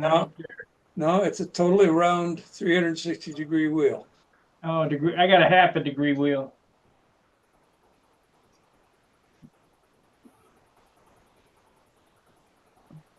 One of our club members here in he's passed on now, but he made these and he made them for anybody that wanted to pay for them, and I got a set, Gordy got a set, and a couple others, and I wouldn't let those things go for, they're just too dang dandy.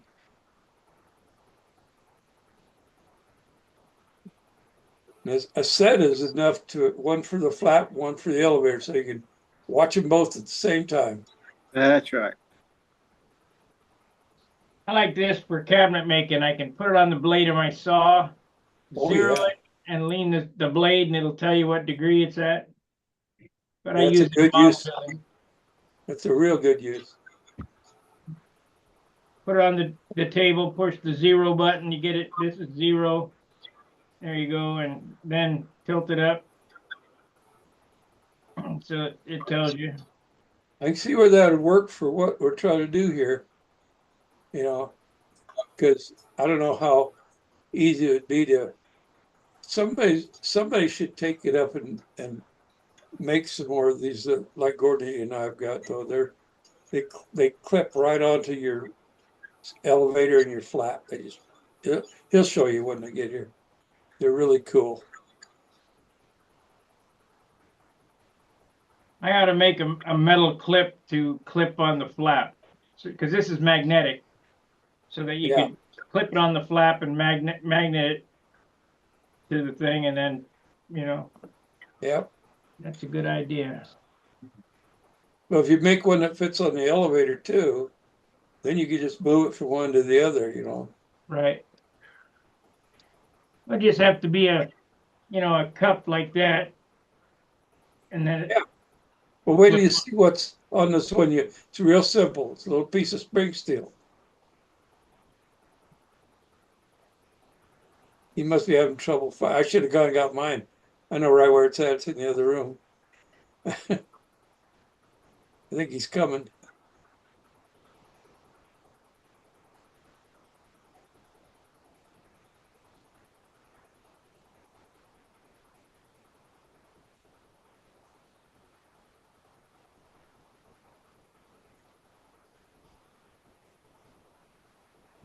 But Stuart, I think with that much elevator and flap, especially that elevator, you're actually creating more drag in the back, and I think it's stalling the tail out.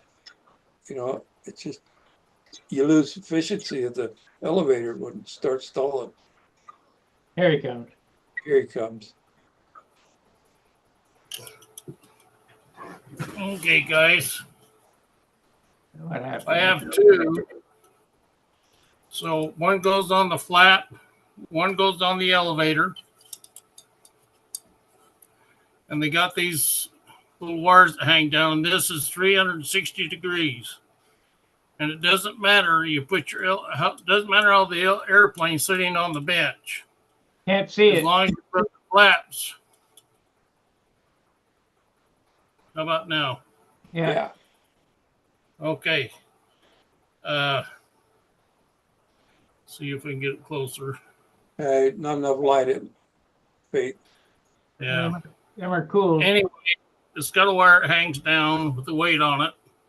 Yep. And you put your elevator flaps at neutral and then dial these to neutral. You know, they actually twist. Show them how it clips on. So wherever your flaps are zero, you crank this to zero. And then you can, when you move your control system, this arm will swing and you read how many degrees it is. And when you go the other direction, it tells you the other direction how many degrees it in. That way you have equal throw. When I build a stunt ship, show them how it clips on. what's that? Show them how it clips onto the flapper of the elevator. See that little green piece of felt there? You see there's a piece of spring steel there. It goes in between. That's right. Yeah, you got the idea there. This is something very similar to what you got, Gordy. Yeah. Yes, exactly. Here. This was AeroWorks world-class aircraft, but I use this rascal all the time. Oh yeah. Yep. And it swings with it. Yep, that's As what your mine flaps does. go up and down. Same theory. And I always do my flaps before I close the sheeting in. Oh, I absolutely. put the flaps on and make sure the bell crank's at neutral and the flaps are at neutral. Yep. And I adjust I it even- so I have equal throw both directions. Then I I'll even go mark ahead and my- put the cranking. I mark my lead outs with 1 inch marks and I pull them 1 inch and I see what my reading is. Then I pull it the other way. And I spend a lot of time trying to get the same amount up and down on the flap as 1 inch on each way gets it. A lot of time, too much time probably, but I think it's important It is. to get that feel. Yep. If you have a good control system, you'll probably have a good airplane. We got a way better chance, don't you, Gordy? Yep. If you have crappy controls, you're probably not ever going to have a decent airplane. I I spend concur. a lot of my time just working on the flap to elevator and travel, make sure they're nice and smooth. Even. Yep, exactly. They got to be even. Yep. I tell you who's got the freest controls I've ever seen. Wesley Dick. Really? Yeah, Dennis is here. Dennis, tell him about his louvered airplane, how free those controls are.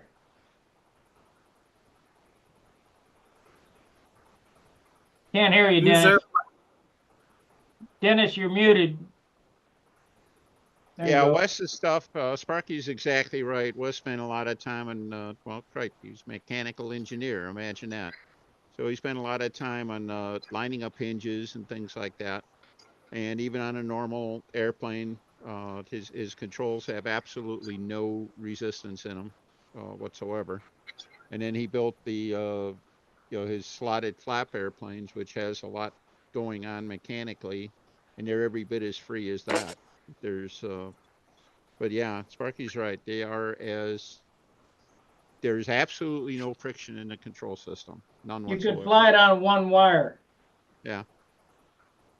And so whatever else is going on, he's got no problem with any kind of resistance or stiffness or springiness or anything like that in the controls.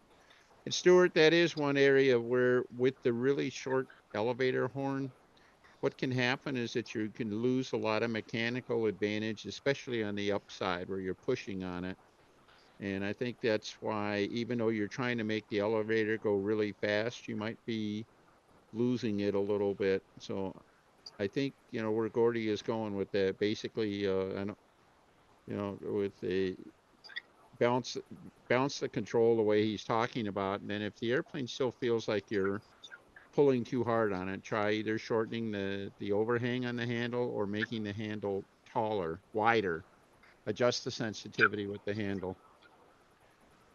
I'm a big fan of, well, both of them would work, but on the handle you have, it doesn't look like you can make the spread go any farther.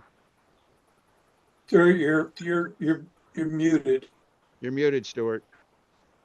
You're muted. Unmute yourself. You're muted, Stuart.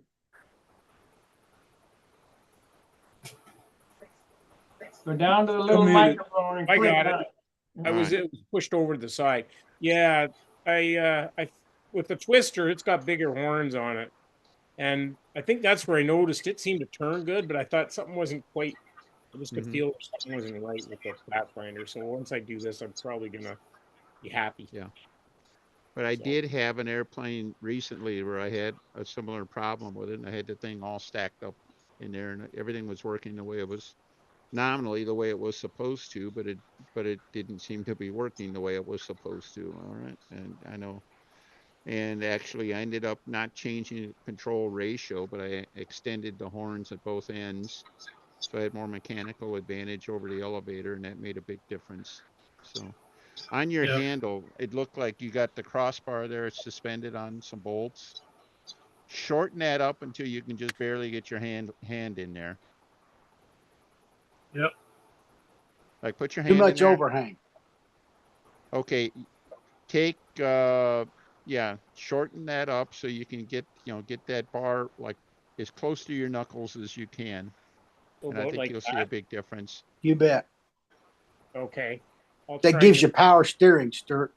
Oh, okay. Exactly. All right, I'll do that. That'll probably make it different. Yeah, I'm not sure what you do with that wing nut. Is that supposed to, yeah, well, that's it. If you're using that handle, that's what I do. But what Joe was saying is right on target. What you really need is for the handle maybe to be a little bit wider, taller. And I don't see how you'd get there with that handle. You might want to try something like a hard point handle. Well, that's what I don't know. I think I was thinking maybe next year trying one of those. going from there on those. Like to try it. Mhm. Never hard quit trying stuff. like you got more power steering also. Right? What did you say, Gordy? By going to a hard point, acts like you're getting more power steering even over the cable. Absolutely. Absolutely. No hand, Well, no only question. if the overhang changes. If you don't change the overhang, nothing else, nothing improves. Yeah. When you say The hard overhang, point by itself does not improve anything, I don't think, except it does let you go to a shorter overhang. when you say overhang, do you mean the distance between the front of the handle to the bar? The Idea? distance from your knuckles to the bar. I don't care Okay. where the front of the handle is. Okay. So if you can move that bar closer to your hand, it's better. And It's like on that easy adjust handle a while ago, Stuart. The wire comes out above your knuckle. It'd come out where your red is. See where Yeah. the red is? Yep. If the wire came out right there and moved, you'd have a lot more power and it'd be quicker on the handle and you'd have more leverage. Oh, okay. Yep. That makes sense because you're moving it up and you're giving it more That's lead. right. Okay. I think next year will be a hard point. I'll have to look into those over the winter. I wish you was here. You could fly one of my airplanes. Yeah, well, or use one of his inherited stock of handles and see what you got that'll work. But Those easy adjusts are a good starting place for lots of stuff. yeah. yeah, I like I when I first got this, I didn't like it because it was actually too thick. So what I did was I sanded it down between here and here, Mhm. make it thinner, and I like that a lot better. So Mhm. I'd actually even consider next time even thinning this out a little more. Mhm. So I don't know. We'll see. Playing with different things. I don't know, man. Are we going to have another handle night here? Everybody drags out all their handles. Look, Dennis has a national championship handle. I know for sure. Yeah. I sure do. Got lots of variations around it too. So, but at any rate, no, in the past that's always been some of the best fun. You want to see differences in the way people are flying. Don't look at their airplanes. Go at the other end of the flight line. Go look at the handles. You'll see more variation there than you'll see in the airplanes. So Yes.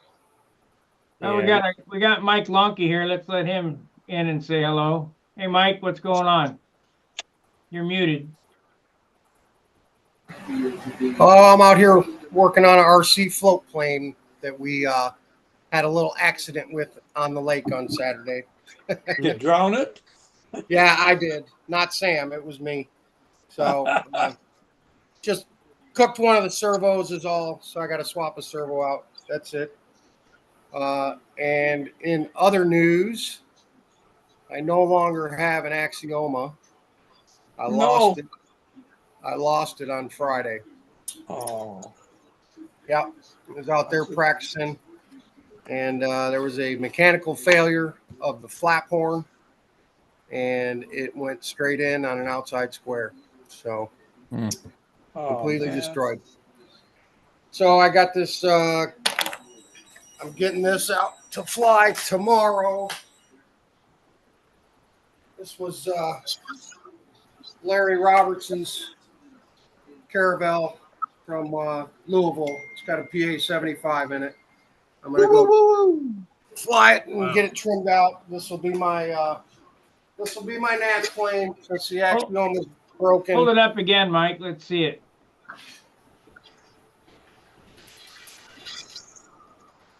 Nice looking plane. It is. Rear exhauster pipe. Yeah, PA 75 Pipe. with a pipe. On pipe. Well done. Yeah. And then the plan B is I got a SV11R on the table. I can probably throw that together in about 2 days. I'm going to go ahead and build that and or assemble it, I should say, and put a PA 65 in that one. That'll be a backup plane. Should be pretty straightforward. I've assembled 2 of those and flown them before on 65s, and they perform pretty well. So I should be able to slam that together pretty quick. And I need to do that anyway. I need it for Sam. Sam needs an airplane for Canton and for King Orange, so I got to put it together anyway. But those are the 2 I'll be bringing to the Nats. I just hope this Carabelle is going to work out, and it's crunch time, man. What are we, 2 weeks from the Nats, something like that? We're close. That's not an unheard of story, that 2 weeks of the Nats and your plane crash. Who all ever had that done to them, I was ready to vomit, man. I almost threw up. I was so sick to my stomach, man, because it was just out of my hands. But the upside is I have another one coming. Since it was a mechanical failure on one of his pieces, he's going to replace the airplane for free. Wow. Really? Yes. That's remarkable. It is. I mean, I'm gonna send him like $400. I'm gonna pay for the shipping and the paint job, because he's gonna paint it for me. So that's what we agreed on. So I got a replacement coming, and he said about 60 days he'll be able to ship it. So I should have it in time to get it set up for Vegas. So cool. Yep. All right, I'm gonna mute my mic because I am making noise in here, but I'll be here listening. And the original Steve Smith is up. How's it going? Good. Been too hot and windy here to fly. Oh, Yeah, it got crazy what was it, Saturday, Bob? Terrible. Wasn't supposed to be, but man, it picked up and got all kinds of turbulence. So we bailed. I'm still carless, by the way. Oh, no. You didn't hear? Well, you said something about it was broke down again. It went 47 miles and the fuel pump went out. They just picked it up again today. I just hope when I'm going to the Nats, Yeah. I don't get halfway there and the fuel pump goes out. Wasn't that a GM fuel pump? Supposedly. Huh. All right. So you still planning on painting at 4 p.m.? I don't know. It's supposed to be 71% relative humidity it was supposed to be 38. Oh, it went up. It's supposed to rain tonight. I asked Google and it said 73 or something like that. Well, you can't paint in that kind of humidity. But I can sand. Yep.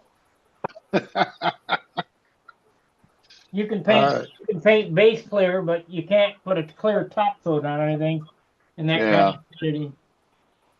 All right. Well, I'll be over at the regular time. That's still okay. That's fine. Maybe my car will be done and you can take it. Yeah, we can go pick it up. That'd be good. If you doubt it. Yeah, I doubt it. I probably won't see it for a couple of days. Oh, man. This guy is, I screwed up by taking it to him. I wish I could introduce you to my guy, but he's all the way up here and on Page near Limburg. So that's pretty far to have to go. Yeah. All right, no problem. We'll see you tomorrow at 11:30 or so. Yeah. Just text me when you leave. I will. Yeah, right. I will.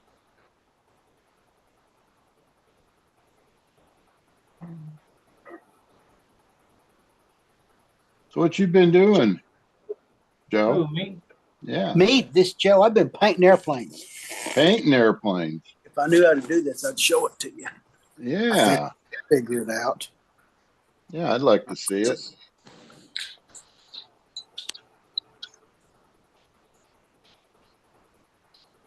Hey, that looks like a familiar paint scheme. Yeah, that's the 6th one, I think. I finally used up that quart of paint, Sparky.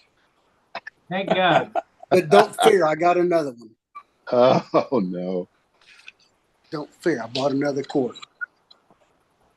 It seems like it takes a long time to mask and unmask and paint and mask and back. Is that your version of a bronze dog? That's a falcon, Joe DeTavio falcon. You didn't catch the joke I was. No, I didn't. What? Oh yeah, the bronze. Yeah, I get you. The bronze. Yeah, Hunt. Yeah, that blue airplane is. I'm gonna say, dang it, Gilbert's here. If you notice, he even sanded the canopy the same. I did. We'll see if it comes out clear. If it don't, I'll paint it. It ain't perfect by any means. Ain't none of them perfect. And there's a whole lot better than mine, I can assure you that. Mine's perfect unless you look at them. You know, I showed my Viper repair when I first got on here. You guys, would you guys like to see the repair I did on it? Sure. Yeah, Well, you'll see it tomorrow in person. that's true. I want to see Mark Gerber's repair on that, on his P47 or PT19, I think it was that he damaged. The Ryans repaired beautifully. Is that the one? The blue? Yeah, PT. I knew he put a new nose on the Ryan for sure, and I saw that at Brodact. It was well done. Look at that. The nose was all skinned up here. The rudder was knocked off. Had several holes in the leading edge. And as soon as we get a good day, I'll clear this thing and it'll be ready to go. Looks good. You won't be able to tell that I repaired it. Well, you can sure tell when I've repaired one. Me too, John. Me Made too. me sick when it happened. Steve was there. Yeah, that wind just pushed it right into the ground on the bottom of the outside square. That's a funny story I'm going to tell you. One time down in Houston, Ryan, Bill's grandson, Ryan Young, they were out flying, and John Asher was staying with him. And John crashed at a competition, and they were sitting around the room that night. And John says, "I just don't know what I did. I crashed, and I don't know why." And Ryan was like 10 years old. "Mr. Ashford, you tried to fly below the air." That's exactly right. You tried to fly below the air. That's a good one. Bill Rush. Is that kid still flying? I don't know. I saw him, Colleen, 3 or 4 years ago at Houston, and he judged. He's about 6'6", I think. He's a big kid. I haven't seen Robbie Gruber in years. Is he still No. flying? I think, was his dad at the team trials, Colleen? Gruber's dad at the team trials, do you remember? Maybe not. I don't know. Was Ashton the same Ashton that had the thundercloud? No, yes, John Ashford, yes. Okay, yeah. Little skinny John, Tampa guy. Texas. Yeah, he was a nice guy. He had me do, yeah. Yep, I'd like John. John had a lot of Johnisms. One of them I thought was right. You drive to the contest, you pays your money, you flies your flight, and you gets what you get. True. Exactly He used right. to call me about twice a week. Did he really? Yeah. There's Well, I another always one he used to call me, and I can't. Yeah. Oh shoot. Randy's husband. Remember Randy, the woman? Randy Gifford. Yeah. Oh, yeah. What was his name? His first name? I can't even remember. He used to call me all the time. You What mean was Russ his Gifford? Russ Russ Gifford. Gifford, yeah. That's Yeah. it. Well done, Denny. That was a little redheaded kid from down in Tucson, right? Michael Duffy. Michael Duffy, yeah. We saw him last year. This year he was there, I think. With the Is two he little flying kids. again? Or? No, No. married and raising babies. Raising little redheaded babies. You They gotta were, do weren't what they? you gotta do. They Beautiful were little his. There's family no there. doubt. I didn't know who it was, but I recognized him from a picture in the Yeah. RSM ads and stuff like that. He's a nice young man too. Mm. Well, I always thought that Thundercloud was a good looking airplane. I don't know how it flew. I never got to see one of them fly, but Was that the 46 size one? yeah, with the radial cowl on it. And Yes. I flew Yeah. the heck out of that airplane. He actually gave me that airplane and said, fly this and fix it and fly the crap out of it. And I flew that for a long time just to trim it and play with it and yada, yada, yada. Hey guys, let me, I'm gonna end this on YouTube. We've been on 2 hours now. All right, if you're watching on YouTube, make sure to go over to Stunt Hangar, the website, Stunt Hangar control line forums, and go to At the Bench, and there's a link in there. Of course, this time it's in the chat. There'll be an after party. We're gonna just discontinue the stream on YouTube. And if you'd like to support the stream, you can go to my channel and hit shopping, and it'll take you to where you can get a t-shirt, Stunt Hanger. That was done by Marcus Cordelio, who has passed on from Brazil. And I brought that back for this year. So fair winds, tight lines. We'll see you later. Okay. so, Hold on a So, second. Let me, Joe, how did that plane fly? You didn't say. It was fine. It, like a big Nobler. Was It's it? a Nobler. Yeah, it's just a Nobler. Yeah. oh, come on. Well, it sure had a lot of character to it. It looked nice. It looked good on the handle, you know. Yeah. Okay, hold on a second. I got to sign off one more time. All right, we're done. We'll see you tomorrow. Fair winds, tight lines. See you. Okay. Okay, we have ended on YouTube. Who would like to take over?